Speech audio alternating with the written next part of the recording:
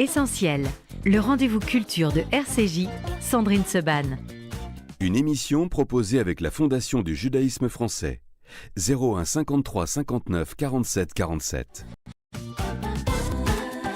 Merci d'être avec nous sur RCJ dans Essentiel ce matin. Vous savez à quel point nous aimons la littérature israélienne et nous avons le plaisir de recevoir un écrivain israélien, Yaniv Itzkovitz, pour Personne ne quitte Palo Alto. Ça vient de paraître chez Gallimard. Yaniv Itzkovitz, bonjour, Boker Tov. Shalom. Bonjour, Boker Tov. Merci beaucoup d'être avec nous en direct d'Israël. Thank you for being with us in live. You're in Tel Aviv? Near Tel Aviv right now. I live in Tel Aviv, but now I'm in a hospital near Tel Aviv. Okay, because of your father, and we hope that all will be good. Et on espère que tout va bien se passer, parce que son papa est souffrant. Yaniv, vous êtes l'un des auteurs les plus connus en Israël. Vous avez reçu de très nombreux prix. Vous avez également étudié, vous avez enseigné, étudié à l'université de Columbia aux États-Unis. Vous êtes très connu aussi pour vos partis pris politiques en Israël. Vous avez servi dans la prestigieuse unité Maglan et vous avez ensuite refusé de servir dans les territoires et vous êtes retourné au combat comme beaucoup après le 7 octobre. You're a well-known writer in Israel. You have received a lot of awards. You have also taught in the United States at Columbia. You are also known for your political stances. You served in the Maglan unity and you returned to combat, to war after the 7th October. Before we spoke about your story, about your book, Personne ne quitte Palo Alto, I would like to know what did October 7 change in your way of thinking about this conflict? And moreover, could one still be thinking and writing? So first of all, thank you for having me here. I'm really excited to be here and to meet new French readers.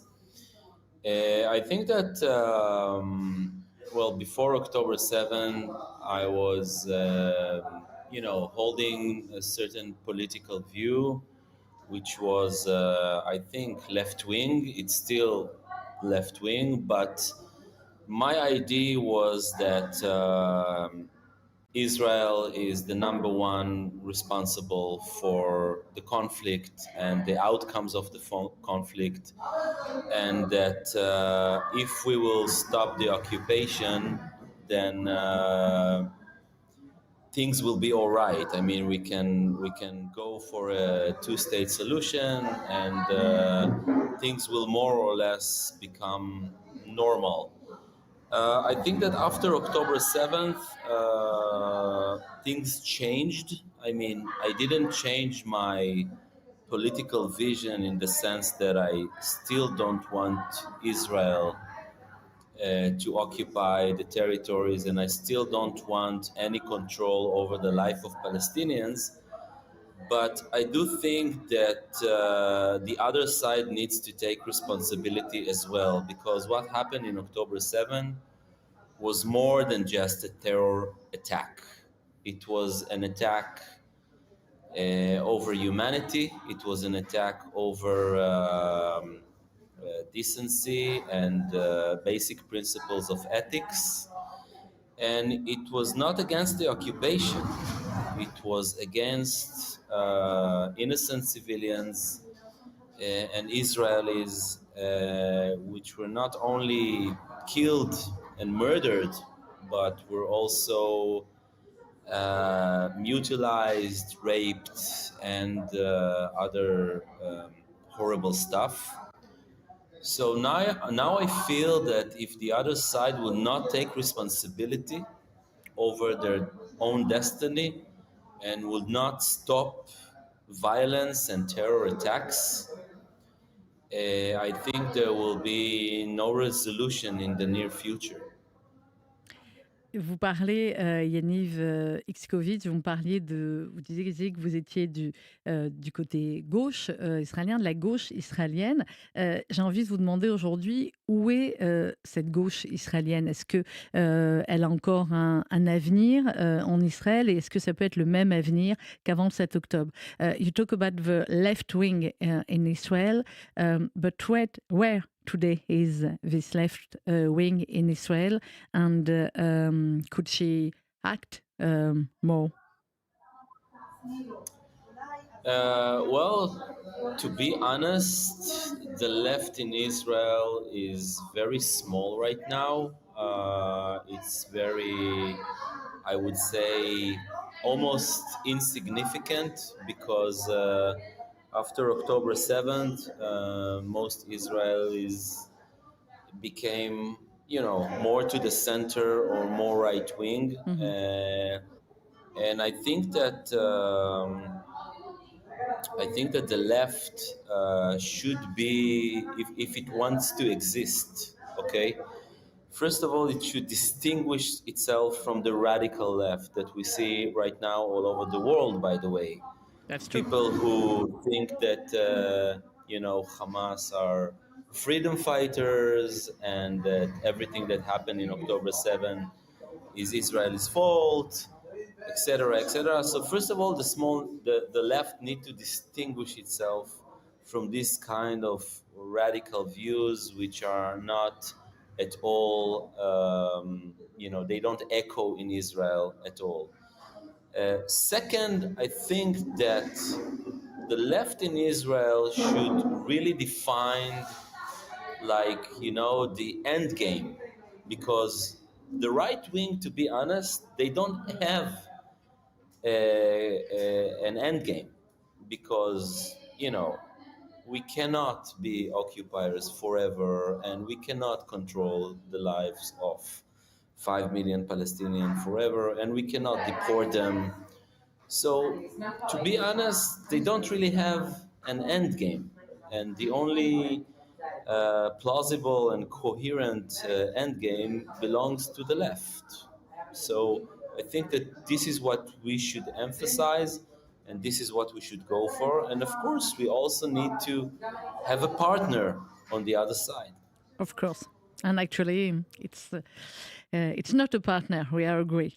Yaniv, dans votre livre, Personne ne quitte Palo Alto, je le redis, qui est un livre remarquable, il y a 4 histoires qui se déroulent pendant plusieurs années et qui vont finalement se réunir. On ne va pas dire comment, on va laisser à nos auditeurs le plaisir de découvrir ça. In your book, Yaniv, there's 4 stories that will reunite after, and so special characters, so human, so endearing, and so typically Israeli also. How did you develop this 4th story over several years and these characters? So thank you, first of all. Actually, the book started from, I was in New York for 3 years, and I was supposed to even stay there, and I realized that I miss Israel very much, and that my body wants to be in a different place. So I was thinking to myself that as a philosopher, I know a lot about the mind and about the soul, but I don't know a lot about the human body. So when I returned to Israel eventually, I went to do an anatomy course in med school in Israel to learn more about our bodies, about our anatomy. And, there's not a nice way to say it, but basically you have like 24 bodies from people who donated their body to science. And we were supposed to dissect them and learn about anatomy. And one day I was told, just by coincidence, one of the students came to me and he told me, you know, it's funny because if you would have come a year before, you would get to dissect Yoram Kenyuk. Wow. Yoram Kenyuk is a very famous writer in Yes, Israel. that's true. I don't know if you know him in France. See, but, I know him. Okay. So, but in Israel, he's like a legend for me and for many other writers. And I was thinking to myself that in Israel, it's a very small place. Everyone knows everyone.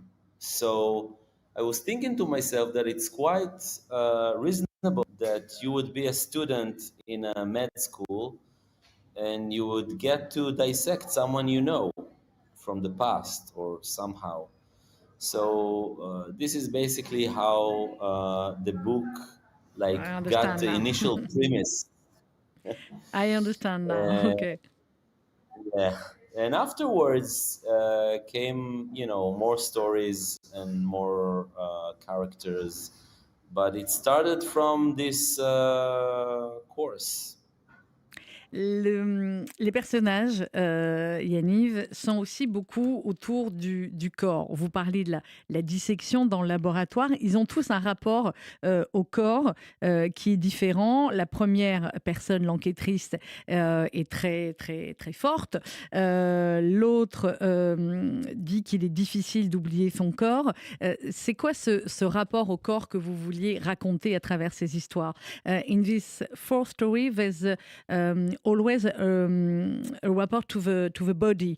Your first character in the first story says that it's hard to forget one's body, and it's you talk about the body and the difficulty of somebody in all this fourth story. Why?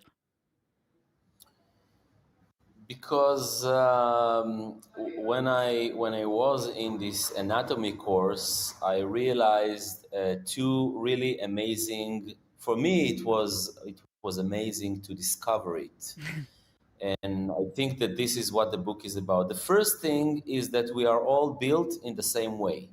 Okay, if they will dissect me and they will dissect you, they will find exactly the same veins, the same nerves. Everything is in order, like there's a book, and when you follow the book, you can find in each and every one of us the very same structure. On the other hand, the second revelation was that when you get to know the body, like in a real deep way, you see that everyone has a different life, and this life is reflected in their body. So, for example, one time we dissected someone and we found that their lungs are black. Okay? So you get to realize that, like, he was a heavy smoker. Okay? And in another instance, we dissected the body and suddenly we saw silicone in the chest. Like, you know, you dissect the chest and suddenly, you know, you get silicone. So once you get to know the bodies, you see how the way we live our lives is reflected in the human body. So even though all of us are structured in the same way, like in a natural way, the way we live is like another layer that is reflected in the body. And I think it's very interesting. And for me, this was the main reason for writing the book.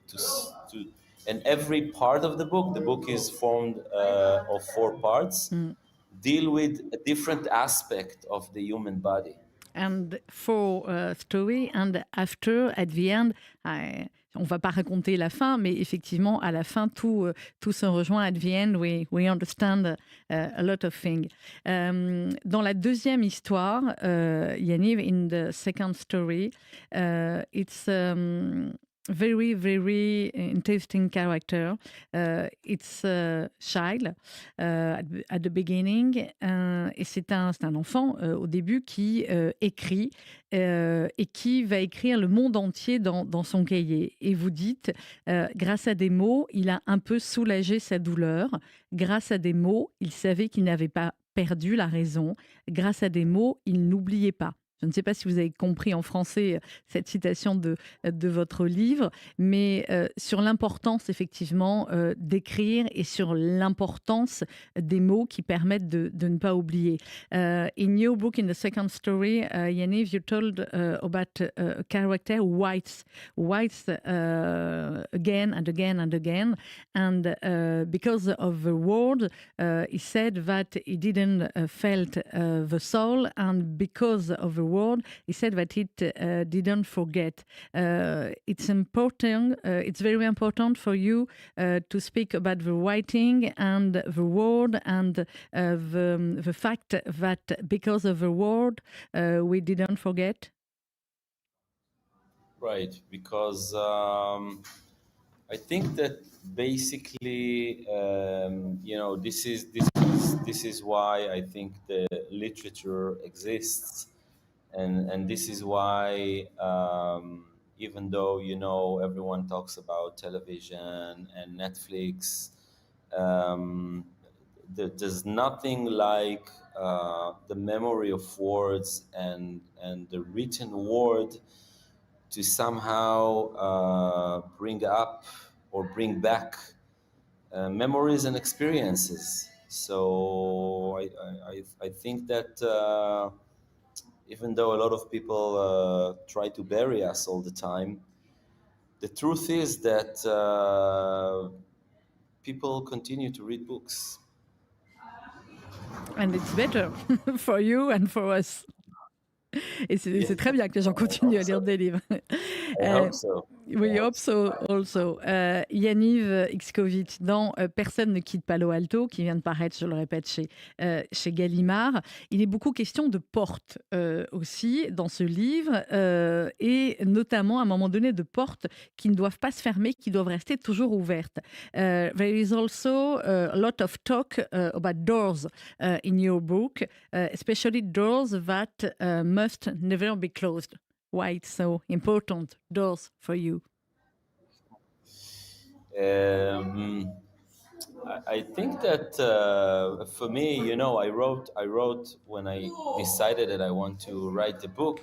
I needed to find a place, Yes. and it was not easy because Israel has a few med schools. There's Tel Aviv, there's Jerusalem, there's Beersheba.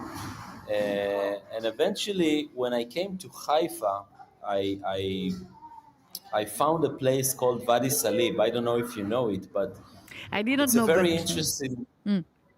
Yeah, it's a very interesting place, and the most significant in it is the doors. And what you see is like you see Arab houses that exist even before 48. And then a lot of Jews came from North Africa and Europe, and they were placed in these homes. But they were not real homes because the conditions were terrible. And today you see how they are replacing the doors for more modern houses. Mhm. And I think doors tells like almost a geological story about Israel. You can actually see in this neighborhood the different kind of doors, which signifies different periods in Israel. So there's the Arab house, and then there's the immigration, and then there's it became almost a ghost town because nobody wanted to live there. And today, it's almost as if people are saying, well, this is such a ghost neighborhood, let's make it a cool neighborhood, So There's a lot of ghosts also in your book. build. Exactly, yeah, a lot of ghosts, yeah. Why? You talk with ghosts, you think that there's always ghosts. Vous parlez avec des fantômes, vous imaginez qu'il y a toujours beaucoup de fantômes. En tout cas, il y en a beaucoup dans le livre. Because in Israel, we live with the dead, and we don't live separately from the dead, and we have ghosts, and the ghosts are from different periods, and we have ghosts from 48, we have ghosts from October 7th, we have our destiny in this territory, the fact that we bleed all the time, and the fact that each family, okay, it's not like in different countries you have like the army and you have people that choose to go to the army. In Israel it's not like that. Everyone goes to the army, and everyone is in depth with the situation and with the condition. And when we bury someone, it's not as if it's far away or we don't know him or her. Everything is very much within the same neighborhood. So, and by the way, when I was in France 2 weeks ago, I met the Jewish Rabbi Delphine, who also wrote a very interesting book. You saw her book about the death also. Vous avez vu le livre aussi d'Elphine sur la Living mort. with the death. Living with the death, yeah. And I think that in Israel it's very clear that we live with those ghosts. Alors, vous étiez en France et alors ça va pas parce que là on fait en visio, mais la prochaine fois que vous viendrez en France, il faudra que vous veniez en studio. Next time you will come in France, I want you in the studio for another book. I would love to. On a parlé, Yanni Viscovi, de Haïfa. Haïfa, c'est une ville, effectivement, une des villes en Israël où les Juifs et les Arabes coexistent et vivent ensemble, plus ou moins bien, suivant les périodes. C'est également pour ça que vous l'avez choisi. Haifa is an overlooked city, a city where Jews and Israeli Arab coexist. Is that why you choose it also? For me, Haifa is the hope of Israel because in Haifa, I think it's one of the most singular places in Israel that Jews and Arabs really, really live together. It's not like, for example, in Tel Aviv, you have Tel Aviv and you have Jaffa, so it's quite separate. And in Jerusalem, you have different neighborhoods. But in Haifa, it is really mixed. You have in the same building, Jewish residents and Arab residents. And I always say that if Haifa succeeds, Israel will succeed. And if Haifa will fail, then Israel will fail. This is like almost the measure of our entire future. Vos personnages dans Personne ne quitte Palo Alto. D'ailleurs, pourquoi ce titre? I talk about the characters, but why this title? Personne ne quitte Palo Alto. Nobody leaves Palo Alto. C'est à propos de la première histoire. It's about the first story, but why this title? When I went to the US to do my postdoc, so everyone told me, I said to everyone, I'm just going for 3 years, and it's just like, and everyone told me, you will get there, you will fall in love, life is very comfortable and convenient, no one leaves Palo Alto. That's what they told me. And you leave. And I left. Yeah. You left, yes. Left. And for me, it's like the question of the book. How much are you willing to live the comfortable life, the life that is more convenient, and to make hard choices, but which have, let's say, more meaning and more significance? So this is like the question of the book, I think.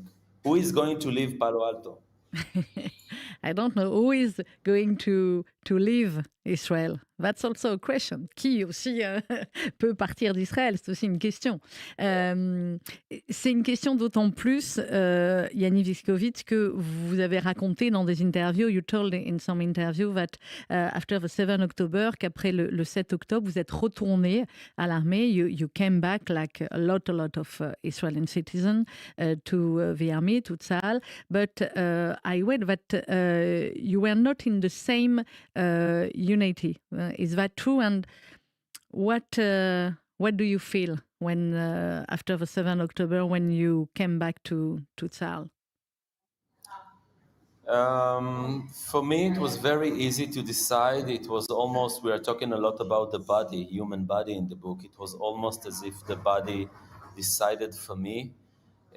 I'm not in army age and not in reserve duty age. I was 48 in October 7, 2023. So I had to volunteer. And when October 7 happened, a few of my friends, they called me, they said, look, we're going, are you going to come? And for me, it was a very easy decision. We had to volunteer. They couldn't just take us. We had to sort of come from our own will. But I have to say that the minute that I came to the military camp, I made a few phone calls to some of my other friends, and the day after we were already like 70 people. The day after we were already like 300 people. So a lot of people just wanted to come and to help. And unfortunately, we didn't have a government at that time. I mean, the government was dysfunctional. And, the citizens just realized that if we are not going to fight for ourselves, then nobody is going to save us. Yeah, Um, that's Israel. yeah. That's exactly Yeah. like that, c'est Israël. C'est exactement comme ça. On n'a pas dit, Yaniv Exkovitz, qu'il y a beaucoup d'humour aussi dans Personne ne quitte Palo Alto. On a parlé de mort, on a parlé des fantômes, mais vos personnages sont aussi souvent très drôles avec des situations très, très originales. We talk about ghost and death and dissection, but there's always a lot of fun and smile in your book about your characters. Yeah. It's important to say Yeah, that. I think that for me as a writer, it's very important. I always say that when the Jews came to Israel, they lost their humor, and most of the funny Jews went to America. So for me, it's very important. The great writers that I like is like Bashevi Zinger. It's course. like Philip Roth. Yeah. Writers that are extremely funny and they are extremely fun to read.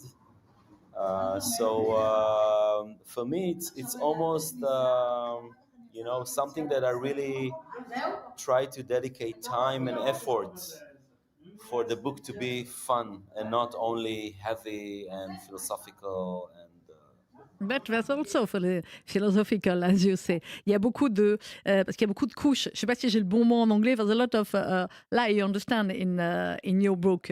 Yeah, there's the first time that you understand something, and the second time, and the third time, and you can have a lot of. Vous pouvez comprendre ça de manière très très différente. Un mot encore, Yaniv, avant de conclure. One word before the end about Columbia, parce que vous avez enseigné là-bas et on voit aujourd'hui que Columbia est devenue une université absolument terrible en ce qui concerne non pas le soutien à la cause palestinienne mais le soutien carrément au Hamas. Comment vous voyez ça? Comment vous comprenez ça, vous qui avez travaillé là-bas? Je pense que vous avez compris ma question. About Columbia and now on the activism. Actually, I was in Colombia for 3 years, and these were very good years. I feel sorry for what's happening to them today. I think that it's a complete loss of conscience and ethics.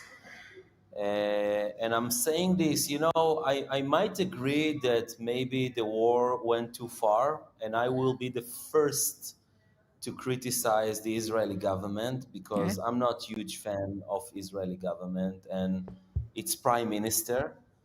But the fact is that even right after October 7th, and even before the IDF went into Gaza, I was in close contact from people from Colombia that were actually quite terrified because a lot of professors and students were, as I quote the word, exhilarated by the Hamas attack.